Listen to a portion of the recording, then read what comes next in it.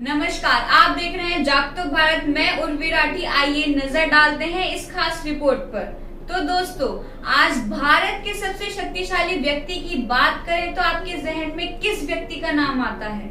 वह व्यक्ति कोई भी हो सकता है, बड़ा बिजनेसमैन या कोई सेना का प्रमुख या कोई अंडरवर्ल्ड डॉन। अगर आपके जहन में इन व्यक्तियों के नाम आते हैं तो आप बिल्कुल गलत सोच रहे हैं, क्योंकि भारत के सबसे शक्तिशाली व्यक्ति कोई और नहीं, भारत के प्रधानमंत्री नरेंद्र दामोदर दास मोदी हैं। जी हाँ, नरेंद्र मोदी जी। भारत के प्रधानमंत्री मोदी जी आज उस पद और उस कुर्सी पर बैठे हैं जो चाहे एक ही झटके में पूरे देश की काया पलट सकते हैं। मोदी जी एक नए हिंदुस्तान के रास्ते पर चल पड़े हैं, जो छेड़ता नहीं, लेकिन अगर कोई छेड़ेगा तो छोड़ता नहीं। खतरा सीमा के भीतर हो या बाहर, ये नया हिंदुस्तान है, घर में घुसकर मारेगा।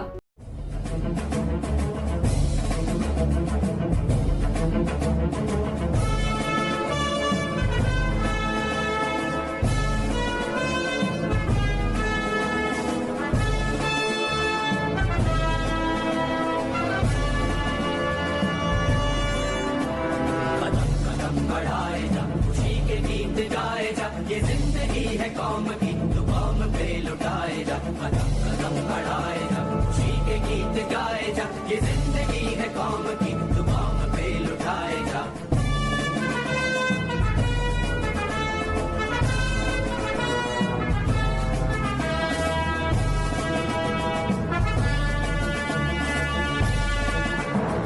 शेरे हिंद आगे बढ़, मरने से फिर भी तू न डर, उड़ा के दुश्मनों का सर, जो वतन बढ़ाए। तू शेरे हिंद आगे बढ़, मरने से फिर भी तू न डर, उड़ा के दुश्मनों का सर, जो वतन बढ़ाए जा। कदम कदम बढ़ाए जा, खुशी के गीत गाए जा, ये जिंदगी है कौम की, तू कौम पे लुटाए जा।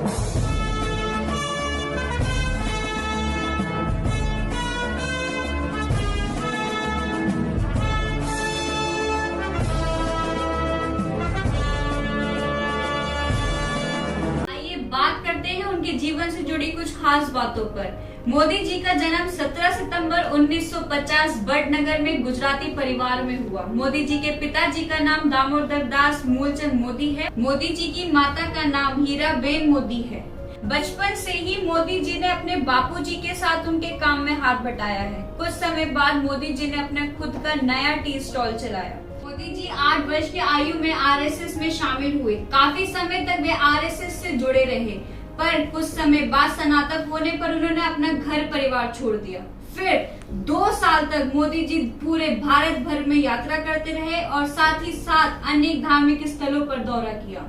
तो दोस्तों, ये तो हम सभी जानते हैं, प्रधानमंत्री बनने से पहले मोदी जी गुजरात के मुख्यमंत्री हुआ करते थे। आइए देखते हैं उनकी जिंदगी का क्या सच है और कैसे पहुंचे प्रधानमंत्री पद तक। 7 अक्टूबर 2001 को पहली बार ली थी मोदी जी ने मुख्यमंत्री पद की शपथ। जी हाँ, 7 अक्टूबर 2001 को थामी थी मोदी जी ने गुजरात की बागडोर। पर लेकिन साथ ही साथ पार्टियों के कई नेता मोदी जी के खिलाफ हुए और उनकी पार्टियों के नेता भी उनके बगावत में थे। राजनीतिक दुनिया में देश में 30 सालों बाद पहली बार पूर्ण बहुमत की सरकार बनी। इस दौरान कांग्रेस को सिर्फ 44 सीट ही मिल पाई।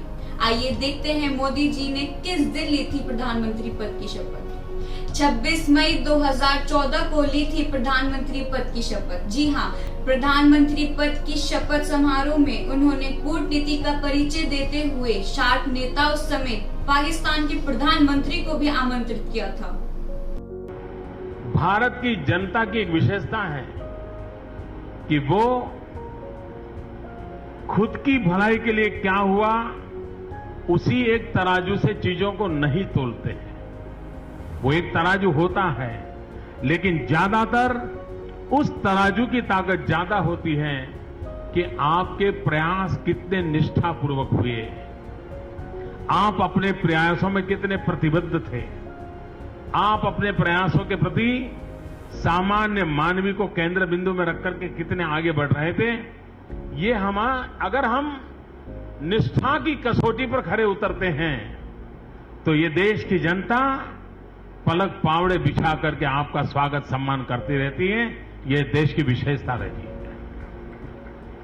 और इसलिए हम जहां भी हो जो भी दायित्व मिला है उसको पूरी निष्ठा के साथ, पूरी पवित्रता के साथ, पूरी प्रतिबद्धता के साथ हम जन सामान्य की इच्छा आकांक्षाओं के अनुरूप कैसे आगे बढ़ाते हैं उसके आधार पर तय होगा कि और देश के लोकतंत्र में बहुत जरूरी है कि भारत की जनता का विश्वास टूटना नहीं चाहिए। भूतकाल में जनता ने प्रयोग किए हैं, जनता ने साहस दिखाया है, लेकिन समय समय पर उसे निराशा मिली है।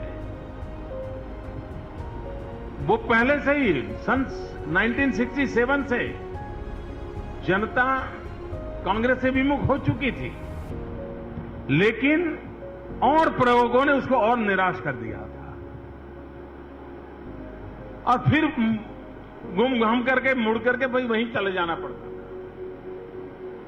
ये हम लोगों का दायित्व बनता है कि जनता तो हमसे 10 कदम आगे है, हम जनता के साथ कदम से कदम मिला करके देश हित में उसकी आकांक्षाओं के अनुरूप किस प्रकार से अपना आचरण करे, किस प्रकार से अपनी गतिविधियां चलाए, किस प्रकार से अपने कदम उठाए, उसके आधार पर देश के सामान्य व्यक्ति का लोकतंत्र पर विश्वास और बढ़ेगा, जो पूरे विश्व के लिए एक ताकत बन सकता है।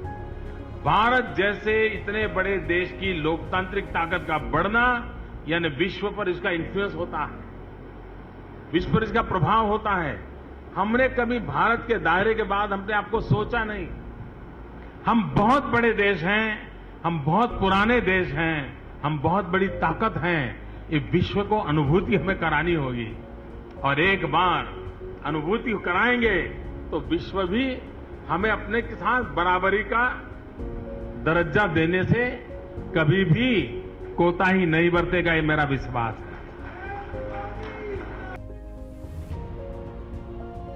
भारत के प्रधानमंत्री बनने के बाद 2 अक्टूबर 2014 को नरेंद्र मोदी जी ने देश में साफ सफाई को बढ़ावा देने के लिए स्वच्छ भारत अभियान का शुभारंभ किया। स्वच्छ भारत मिशन का प्रतीक गांधी जी का चश्मा रखा गया और साथ में एक कदम स्वच्छता की ओर टैगलाइन भी रखी गई। तो दोस्तों, ये तो हम सभी जानते होंगे कि 8 नवंबर 2016 को प्रधानमंत्री नरेंद्र मोदी जी ने देश में नोटबंदी का ऐलान किया था। जी हाँ, जिसके बाद उसी दिन आधी रात से 500 और 1000 के नोट चलने से बंद कर दिए गए। आइए जानते हैं नोटबंदी के बाद देश में कितना बदलाव आया। इस दौरान देश में डिजिटल ट्रांजैक्शन में भी बढ़त हुई। यूपीआई की शुरुआत 2016 में हुई और 2021 तक इसमें करीब 7.71 लाख करोड़ रुपए मूल्य का लेन देन हुआ। तो दोस्तों, मोदी जी अरबों भारतीयों के जीवन में एक आशा की किरण है और सबसे लोकप्रिय नेताओं में से एक हैं, जो ज्यादातर विकास पर ध्यान केंद्रित करते हैं। यहाँ तक कि हमारे पीएम मोदी जी का नारा है, मैं भी चौकीदार हूँ। जी हाँ, मैं भी चौकीदार हूँ और सिर्फ इसका एक ही उद्देश्य है, मजदूर वर्ग का समर्थन लेना। तो दोस्तों, जान लेते हैं क्या है 8 साल बेमिसाल। जी हाँ, 8 साल बेमिसाल महिला, युवा, किसान, सबका साथ सबका विकास। आइए जानते हैं किस प्रकार प्रधानमंत्री नरेंद्र मोदी जी ने हर वर्ग का ध्यान रखते हुए कल्याणकारी योजनाओं के जरिए हर वर्ग को लाभ पहुंचाया। किसानों के लिए सम्मान विधि योजना, महिलाओं शक्तिकरण की दिशा में अहम फैसले जैसे कि अपना बिजनेस शुरू करने के लिए अतिरिक्त सब्सिडी की व्यवस्था है और उज्ज्वला योजना को तो आप सभी जानते हैं। मोदी सरकार जब दोबारा सत्ता में आई तो सबसे पहले मुस्लिम महिलाओं को 3 तलाक से निजात दिलाने का कदम उठाया। जी हाँ, युवाओं के लिए भी मोदी सरकार अहम कदम उठाए। पीएम मोदी मुद्रा लोन के युवाओं को अपना बिजनेस शुरू करने के लिए जिला स्तर पर 5 लाख रुपए तक के तत्काल लोन की व्यवस्था की थी। व्यापारी वर्ग के लिए एक देश एक टैक्स। आइए जान लेते हैं मोदी जी के निजी जीवन के बारे में। 69 साल की उम्र में भी बेहद फिट हैं नरेंद्र मोदी जी। सबसे खास और अलग है उनका लाइफ स्टाइल।